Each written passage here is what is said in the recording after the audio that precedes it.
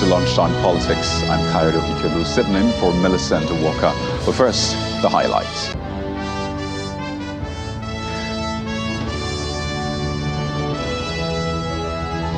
"781 offenders arrested by the police for various electoral infractions, according to the Inspector General of Police, Usman Al-Kalibaba, as the police reveals its strategy.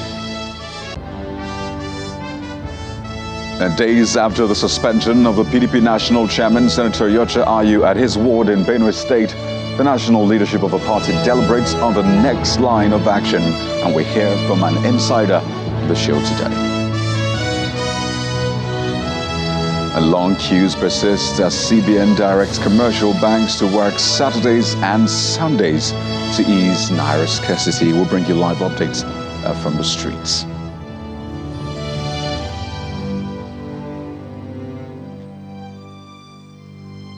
Well, let's begin by taking you to a security meeting currently ongoing at the force headquarters in the nation's capital, Abuja. That's where the Inspector General of Police, Mr. Usman Al-Kalibaba, revealed that a total of 781 offenders were arrested for electoral infractions during the recently concluded 2023 general elections. Well, it's a meeting with commissioners of police from the 36 states of the Federation and the FCT, as well as other senior officers, the first of its kind since the general elections. Well, he says 185 cases of the electoral infractions were recorded during the presidential election, with 203 arrests made, while for the governorship and state assembly elections, 304 electoral breaches were recorded, with 578 offenders arrested. He says that the police and INEC are investigating all electoral infractions during the elections. Well, add to that, this one, the IGP condemned the action of some of the political actors who engaged in ethnic profiling in advancing their interests. And he says that the police will not condone such acts. Well, this meeting is to enable the police review the strategies of the Nigerian police force in tackling the security challenges in the country. Well, that's a developing story, and we'll bring you the updates as they come in. Staying with security now, the Nigeria police is investigating 17 suspected political thugs arrested on March the 17th.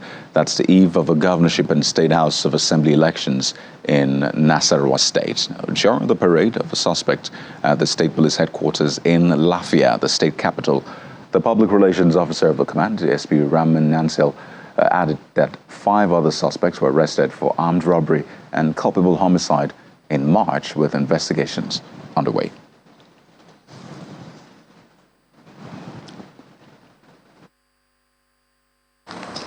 The eve of the election, military operatives patrolling around Umasha Totu intercepted a Toyota pickup vehicle and a Toyota Sienna bus loaded with persons suspected to be political thugs from FCT, Nasarawa, and Imo State, respectively.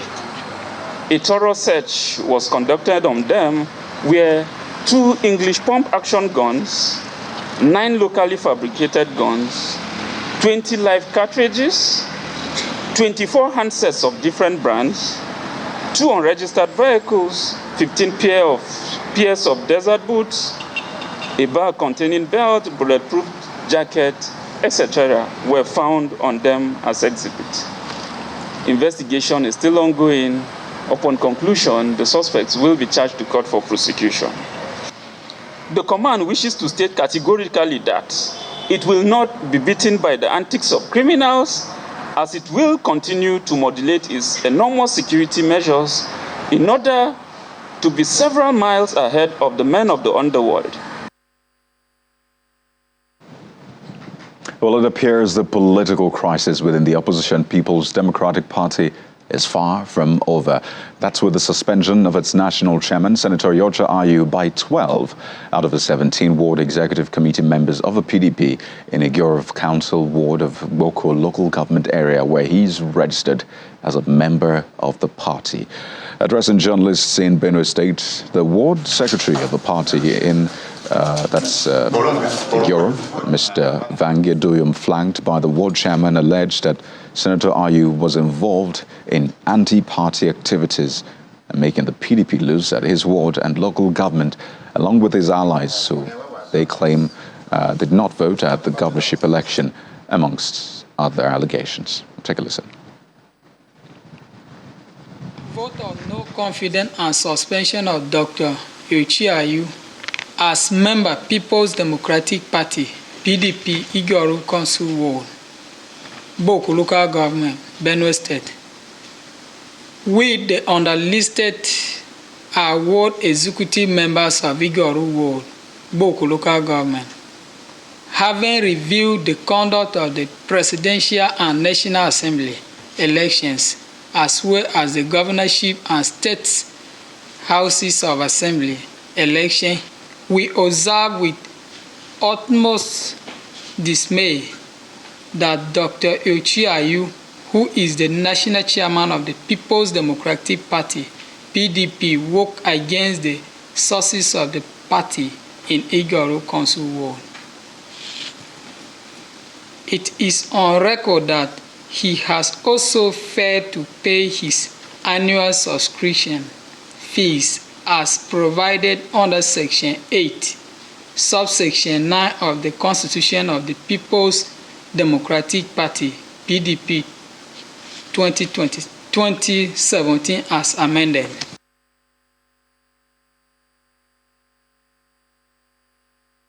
Well, there's more on that. As the River State Governor, Nyesom Wike, says he is in support of the suspension of the national chairman of the party, Senator Iyorchia Ayu. But the executive committee of the PDP, as you saw earlier, had suspended him after passing a vote of no confidence on him for alleged anti-party activities. Now, speaking on the issue, Governor Wike, who was a guest on our breakfast show, Sunrise Daily, says he supports the move because, according to him, Senator Ayu played a major role in the colossal failure of the PDP in the just concluded general elections. Not only did you take a distant third in the presidential election in your state, you also lost the state as per the governorship election. And they know the antics of Ayu. You know, if you know Ayu very well, he has told us before now that he is very close to the president-elect, Benaswaji Bola Tinubu. He also claims that he is very close to the presidential candidate of PDP. So whoever that emerges, whoever that wins, he has nothing to lose. You said that? Yes. Let him challenge me that he never said so. Is it wrong to be close to both of them? No, that's not what the point I'm making. The point is that who is that attached to? If this person wins, it's okay. If this person wins, it's okay. How can such person be the leader of the party? Are you behind the suspension? I'm in support of the suspension. In fact, if Ayu had left before now, they would have said he left and that was why PDP failed the election. But thank God, he presided over the colossal failure of the party. And so staying there doesn't make sense again. You have to look for a way how the party can be rebuilt. And that is the truth of the matter. Well, Channels Television can report to you that the national leadership of the party is now deliberating on the appropriate response to this latest twist to the intrigues within the opposition People's Democratic Party. In the meantime, let's speak with an insider on the program this afternoon. For more, we're joined by Honorable Tenzugwe Atse. Is a PDP member, Benue State, is former chairman, Benue State Board of Internal Revenue Service. He's a loyalist of Senator Iyorchia Ayu, as well as, a man wearing different caps. He is the convener of the Atiku grassroots movement. Good afternoon, and thank you for joining us on Lunchtime Politics, Honorable Atse. Yeah, thank you for inviting me. Well, it's a big one, really. A lot of people thought the weekend was going to be quiet, but they got that latest one from Senator Ayu's ward, and you've listened to the executives of the ward reading out that resolution, passing a vote of no confidence, and then going ahead to suspend the national chairman of the PDP. I wonder, within the camp of Senator Ayu and loyalists, how did you receive that news? The fact is, those people that you saw there, even by their countenance, you know that they were not doing that willingly. They have been coerced. Up till now, they have been kidnapped. Their whereabouts are unknown. Their family don't know where they are since Sunday morning. Their phones are off. They are completely being kidnapped and kept somewhere. You see, so they are doing this thing under threat of their life. So it is not, they cannot do it on their own because they are all loyalists of Senator Ayu. As you can see them, you saw them, they are behaving as if they are mourning, as if they are in a funeral house. So that we don't take that to be a very serious matter. The fact, and then there's another fact that maybe they are acting out of ignorance or they just want to cause mischief. I mean the governor and his associates. Because the constitution of the PDP is very clear. Section 57, 7. Sub 7 says that only the National Executive Committee has powers of disciplinary action against the national officers of the party, the president and the vice, the governor and deputy and members of the National Assembly and State Assembly. So for you to go now and say the World ESCO has suspended the national chairman, you know that you are joking. It's something that he should not have even contemplated. It's completely illegal and against the constitution of the party. So we are not bothered. We know that he's just trying to still the waters. It's just the shakings. You know, when somebody is dying, he'll just be making some noise. He knows that he's on the way out of PDP. He just wants to destroy the party before he leaves. Because right from time, he did not work for the party. The state ESCO did not work for the party. They are the ones that destroyed that party and made sure that the party failed the election. It is not a hidden matter in Nigeria that the governor of Benue State was campaigning for the Labour Party during the last presidential election. He even made public statements to that effect. And on the voting day, he voted for the PDP, for the Labour Party, and made it known and showed his ballot paper to the whole world. While Senator Ayu was busy trying to mend fences and restructure the party and unify the party to win election, he was busy doing everything possible to cause disaffection within the party, cause divisions within the party. At the end of the day, when the party failed election, he came out openly to apologize to the whole people of Benue State that he was the cause of the party failing election in Benue State. I don't know how managed he come now to be saying. He even called the national chairman to beg. I asked the national chairman to come and preside over a meeting in Benue State to unify the party ahead of the state and the governorship and state assembly election. Only for him to come now and start bringing up this kind of antics. Well, so Honorable personally, I am taken aback at this action. Okay, so let's break things down further for a lot of Nigerians, sort of educate them.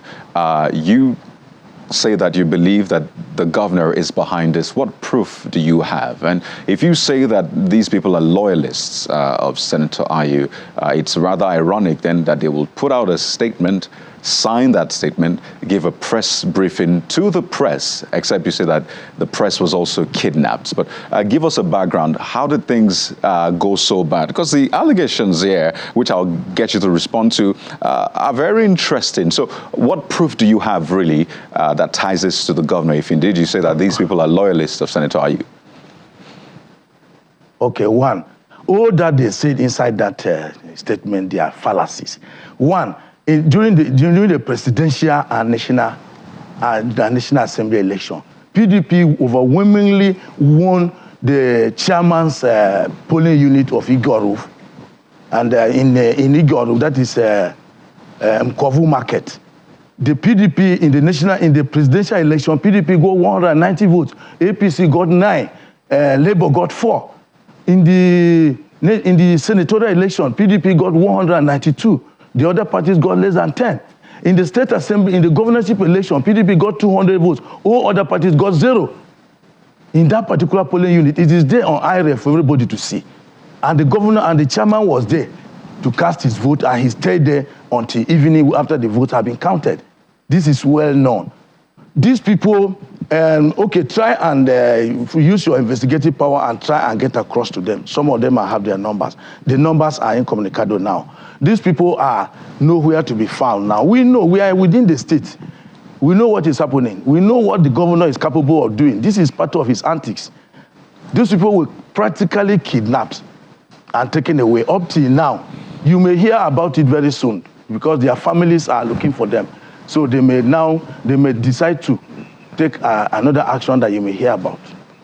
But what we know is those people cannot be found now. Well, a couple of issues really. We know. A couple of issues really, and I think it's important to state again that they gave that press briefing in the presence of the press and, appended their signatures. But, looking at the constitution of your party, the section 57 you mentioned, sub 3 actually said that the working committee of any level at any level of the party and the executive committee at the ward level may, after preliminary hearing, suspend a member from the party. So it speaks to that action, and you say that that's contrary to another provision. That is the ordinary member at that level. Go to subsection 7, that section 57, subsection 7. Subsection 7 says that no other organ of the party, apart from the National Executive Committee, has disciplinary powers over a certain category of officers that were stated there. That is the national officers of the party, the president and vice, the governor and deputy, the members of the National Assembly, and the members of the State Assembly. No other organ of the party has disciplinary powers over them. It is stated clearly under that section. All right. But what you may know... Right. Yes, go ahead. You can land on that point as we wind down now because of time. But what I'm telling you and I'm emphasizing is that the governor of Benue State, Samuel Otom, is full of mischief. Presently, we don't know, we are quite sure his mind is not in PDP. He's already declared for labor. Honorable Adse, I think it's important to also measure the language. Destroy the party within the state. Right. Honorable Adse, just to put it on record that it's important to measure our language, especially on national TV. I understand politics and the language, but on national TV, please let's measure our language. Just quickly, yes. Will the national chairman, Senator Ayu, who, the ward says is suspended now, would he be resigning after this election? No, the national chairman, his tenure expires in about 2 years' time. He's going to serve out his tenure. So that's not a question. If the PDP has won the presidential election, he would have resigned to bring the necessary balance or bringing somebody from the south to take up that position. But now Honorable, they lost the election. I'm not sure he's going to resign. He's going to serve out his term. All right, Honorable Tenzuge Ate, thank you for giving us the benefit of an insider view on the program this afternoon. As a PDP member, Benue State, and former chairman of the Benue State Board of Internal Revenue Service. Thank you once again for your time. All right, thank you. Well, coming up next, we'll bring you live updates on the cash crunch as CBN directs commercial banks to work Saturdays and Sundays to ease Naira scarcity. That's in a moment. Stay with us.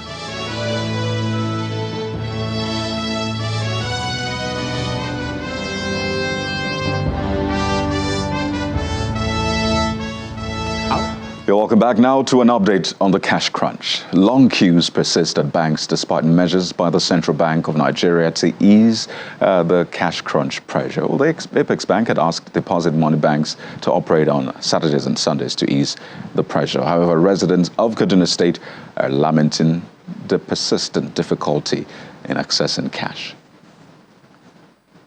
This place this morning to see if I could access cash. Though I've been here since 6:45, and I spoke to the security guard, and he made me understand that the bankers are going to be here between 9 o'clock and 10 a.m. I think yesterday that cash was given over the counter between 100,000 to 500,000 was assessed. So he made me understand that cash is going to be loaded on the ATM today. So since then we've written our name and we are waiting for the officials to arrive this morning to see if actually what we've been told we could collaborate it via the ATM. My sincere appeal to the federal government is that they should make more money available for us, because we made to understand as if the cash is not that kind available for all the banks, especially the new notes that we are trusting that we should be seeing. We have not been receiving new notes. It is the old notes that they are replicating every time. So we beg the federal government to help us. Let us also have the new notes. Well, the queues are very much present in neighboring Kano State as well. However, some bank customers say they are satisfied with the CBN's new directive for banks to open for transactions during the weekend. Now, for more on this, our correspondent in Kano State, Sadiq Ilyasu, joins us live with the latest. Sadiq, it's lunchtime there, I know, but add to it the fact that Mondays are usually hectic at the banks. What's your experience? What has been your experience so far today?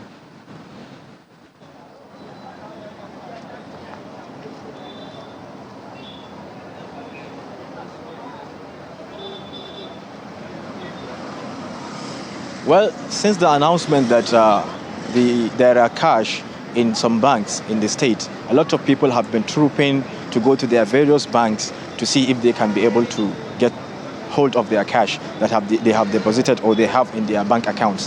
However, during the weekends, when the central banks asked some of the banks to open, or all of the banks to open during the weekends, I was able to go around the banks and I saw some people. They are, however, excited because they can be able to get something out of what they have in their bank accounts. Not because they can get what they needed. Because some of them told me that they were there to access up to 500,000. However, they could only access the sum of 50,000. And today is Monday. We are here in between some banks here in Kano State. And behind me here is an ATM machine, and there are a lot of customers. And just before you come to me, there was a little drama between the customers over who is next or who can be the next person to withdraw his cash. And the gates of the banks are also shocked up because some of them wanted to access the banks to see whether they can go there and maybe they want to lodge complaint or they want to withdraw over the counter and what have you. But this seems to be still difficult for the customers. And right here with me is one of the customers who has been moving around to get cash. He told me that he wanted to withdraw just the sum of 10,000 Naira, but unfortunately he couldn't get that 10,000 Naira. He could only get 5,000 Naira. We will hear from his experience. Mr. Ahmed Abubakar, can you tell us what was your experience in trying to access this cash? So there is a problem for getting this cash now in some banks, especially about the network and the shortage of money for the ATM machine. So, but now, even me now, I try to get like 10,000 for my banks, but only 5,000 have gotten on it. But I'm calling for the federal government to support their banks and their problem for network, to help some banks to solve the problem for the people. Because people have complained for their banks for getting money. Before they have given us 100,000 and above, but now some bank is only 50,000. For ATM, before you can get up to 50,000, 80,000, but now it's only 10,000. You actually have the option of using mobile banking applications or online banking. Have you been opting to that, or what's going on? Why do you need cash? So some things is better for you to get the money cash for your hand, because some things for application is not okay for you. Because some things when you want to buy is 200, 300, 500. You can use a mobile phone to buy something on 500 Naira. It's better for you to use the cash. Because there are people who have complained, say, I don't have bank, I don't have account bank for 200. That is why we are trying to get the cash for our hands to solve our problems. Well, thank you very much. This has been Abubakar Ahmed, who has been moving around banks to make sure that he got some amount of cash for him to be able to use this during holy month of Ramadan. Back to you, Kayode. Well, thank you, Sadiq. Please get back to us when you have more. Our correspondent Sadiq Ilyasu reporting live from Kano State on the cash crunch. Let's head over to neighboring Kaduna one more time, as 9 governorship candidates of opposition political parties in the state have endorsed the victory of the state's governor-elect, Senator Basani of the APC. The candidates described the victory in the March 18th governorship election in the state as a reflection of the wish of the people, and therefore pledged their commitment to support him towards moving the state forward. Having satisfied the requirement of the law, is hereby declared the winner. The March 18th governorship election in Kaduna State produced the candidate of the All Progressives Congress, Senator Ubasani, as the governor-elect in a keenly contested election. In the result announced by the Independent National Electoral Commission, Senator Sani polled a total of 730,002 votes to defeat his closest rival, Isa Ashiru of the People's Democratic Party, who scored 719,196 votes.